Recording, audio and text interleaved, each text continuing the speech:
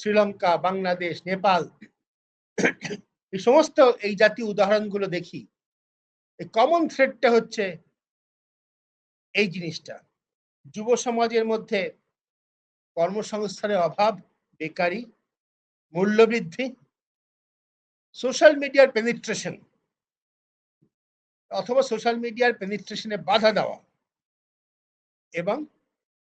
এই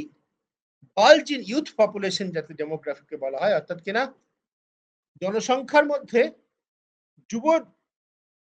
যুব জনতার সংখ্যা খুব বেশি, যেটাকে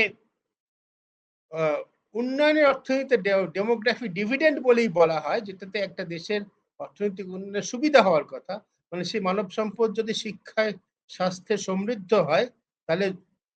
তরুণ সমাজ, যুব সমাজ, জনসংখ্যার মধ্যে বেশি অংশ যদি যুব হয়, 40-এর কম বয়সী হয়, 30-এর কম বয়সী হয়, তাহলে অর্থনৈতিক উন্নতির সম্ভাবনা, অর্থনীতিতে অংশগ্রহণের ফলে তাদের অর্থনৈতিক গতি অনেক দ্রুততর হতে পারে।